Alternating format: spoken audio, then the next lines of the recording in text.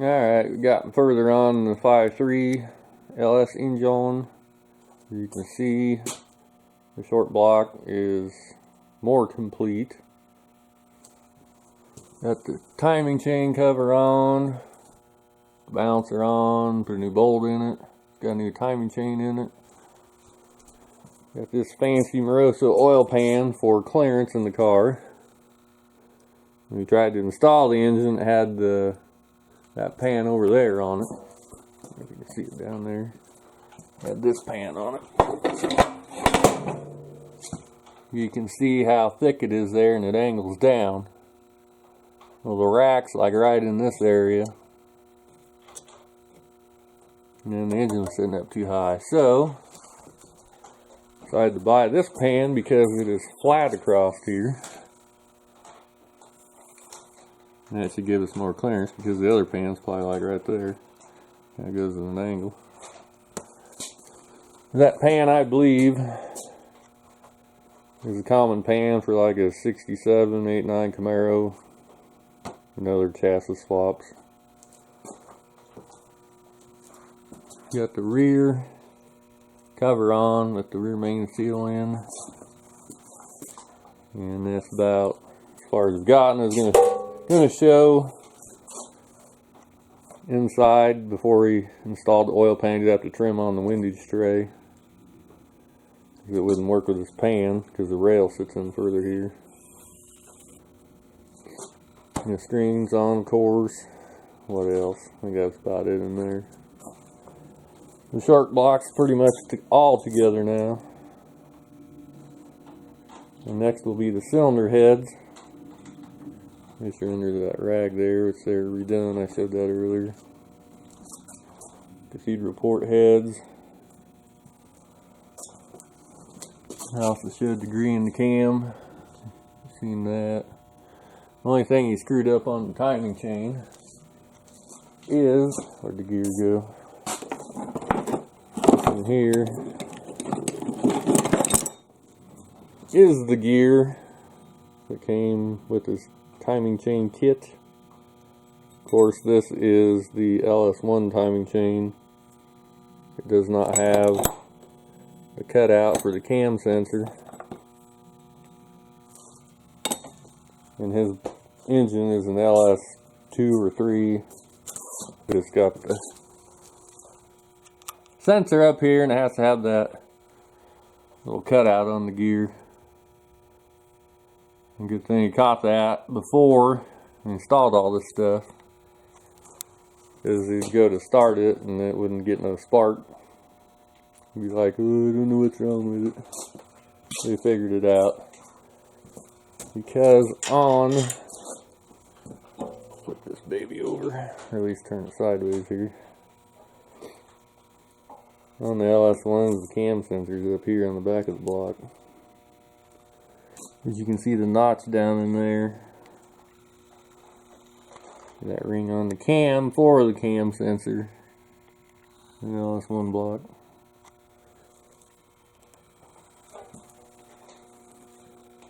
Put that back upside down. That's as far as we got so far. Cylinder heads are next. And the intake. This intake's over there. Back to El Camino, along with some other parts. Well, I thought I'd show you a little more progress made on the engine. Got the cylinder heads bolted on. Got the valley cover on. Used ARP bolts in the cylinder heads. You can read it on there. They're $7.99. Those blue springs in there.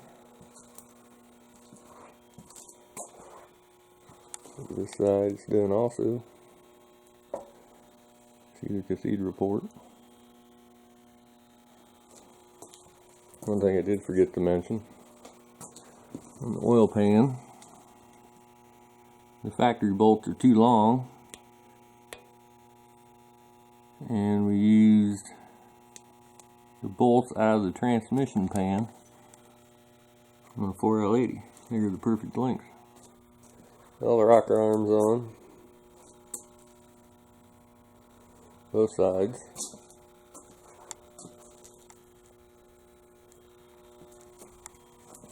I don't know what they decided about push rod length. I know they're not too short. I'm thinking maybe they were a hair too long, but I haven't talked to him since he did that. Maybe I'll talk to him here in a little bit and see what he says. Alright, got the long block all together. This 5.3 for the Monte. Give it a nice aluminum silvery paint job so it doesn't corrode. Did not paint the oil pan or the balancer. Although there is a little overspray on it, but I'll cut that up later. Anyways, so let me put the intake on it, which is over here. Back to El Camino. Edelbrock former RPM LS1. Plans are to put this on the engine stand, run it on the engine stand first.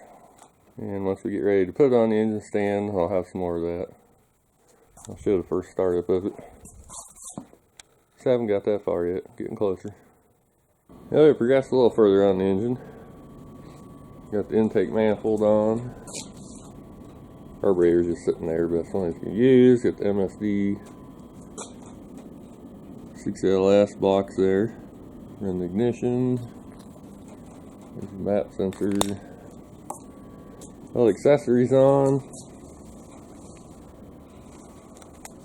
Those are F-body accessories.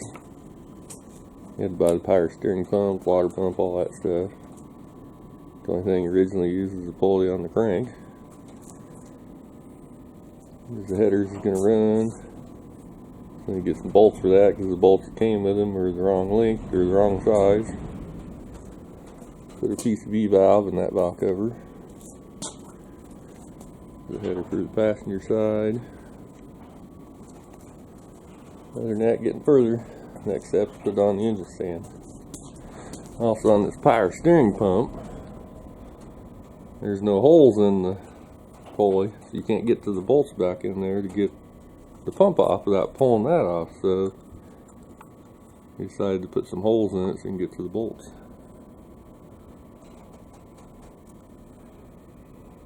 The reason is that's stupid to have to pull that pulley off to get the pump off. Alright, we got a wire mess.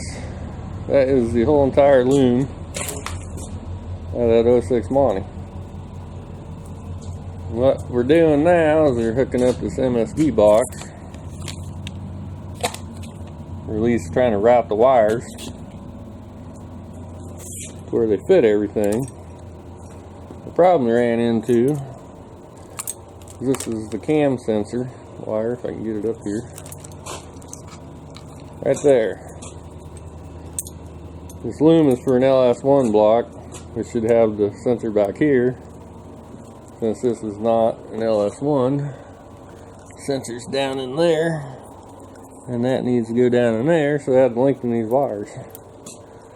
Stupid thing unhooked off there.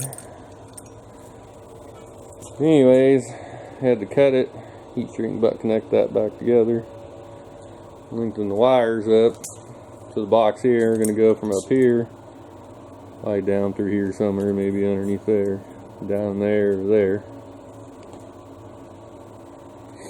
That way it's not a wire that would have to come out back here is where it was, and then go all the way across the front that way, or why go all the way back this way when you can just cut it up here, connect it together closer to the box. So that's how far we are now. We're getting closer. He's got the plugs in,